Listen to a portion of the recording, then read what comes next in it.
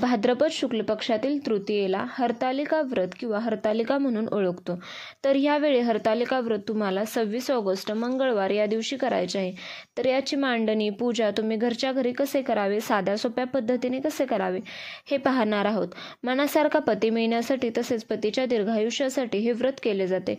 तसेच एकदा सुरू केलेले व्रत कधीही आयुष्यभरात सोडायचे नसते।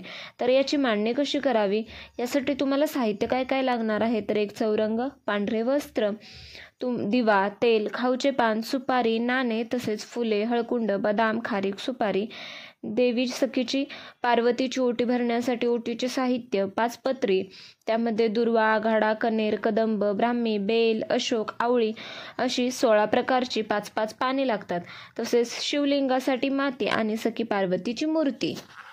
तर अशा प्रकारे जिथे पूजा मांडणार आहे ती जागा स्वच्छ करून चौरंग मांडून घ्यावा। त्यावरती पांढरे वस्त्र अंथरून घ्यावे। सुरुवातीला दीप प्रज्वलित करून त्याला हळद कुंकू आणि फूल वाहून घ्यावे। नंतर त्या पांढऱ्या वस्त्रावरती तुम्हाला एक वाळूची शिवपिंड बनवून घ्यायची आहे। तसेच पूजेची मांडणी सकाळी केली तरीही चालते, कारण काही ठिकाणी पूजा ऐकूनच पाणी किंवा फलाहार घेतला जातो। तर घरात शिवपिंडी असेल तरीही मातीची शिवपिंडी बनवायची आहे। तर गणपती बाप्पांना सुद्धा येथे स्थापित करून घ्यायचे आहे। चौरंगावर त्यांना हळद कुंकू धूप दीप करावे, फूल अक्षदा वाहावे, तसेच गुळ खोबऱ्याचा नैवेद्य ठेवावा, पाया पडावे। नंतर तुम्हाला त्या चौरंगावरती थोड्या अक्षदा ठेवून त्यावरती सखी पार्वतीची मूर्ती ठेवायची आहे। तसेच शिवपिंडीला फुल, कापसाचे वस्त्र अर्पण करायचे आहे, भस्म अर्पण करायचं आहे। हे करताना उमामहेश्वर देवताभ्यो नमः जप करावा। नंतर सखी पार्वती यांना हळद कुंकू, अक्षता, फूल अर्पण करा, तसेच कापसाचे वस्त्र अर्पण करा। नंतर जी 5-5 पत्रे आहे ती अर्पण करायची आहे। तसेच यामध्ये आवर्जून आघाडा, चाफा, पान, दुर्वा, केवडा, आंबा जे भेटेल ते अर्पण करा। हे झाल्यावर नैवेद्य अर्पण करा। तुम्ही सखी पार्वतीची ओटी भरावी, त्यात हळद कुंकू, रुपया, खारीक, खोबरे, ब्लाऊज पीस ठेवावे। अशा प्रकारे ओटी भरून झाल्यानंतर पानाचा विडा तुम्हाला त्या चौरंगावरती ठेवायचा आहे।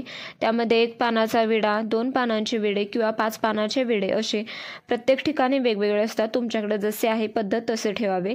त्या पानाच्या विड्यावरती तुम्हाला 1 रुपया, सुपारी, खारीक, हळकुंड, बदाम असे ठेवायचे आहे।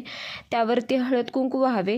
तसेच 5 फळे ठेवायचे आहे तुम्हाला त्या चौरंगावरती आणि दूध साखर नैवेद्य दाखवायचा आहे, कथा वाचायची आहे आणि त्यानंतर आरती करून घ्यायची आहे, पाया पडायचे आहे, प्रार्थना करायची आहे। आणि हे सर्व झाल्यानंतर म्हणजेच तुमची कथा ऐकून झाले, पूजा करून झाले, पाया पडून झाले, त्यानंतरच तुम्हाला फलाहार किंवा पाणी घ्यायचं आहे।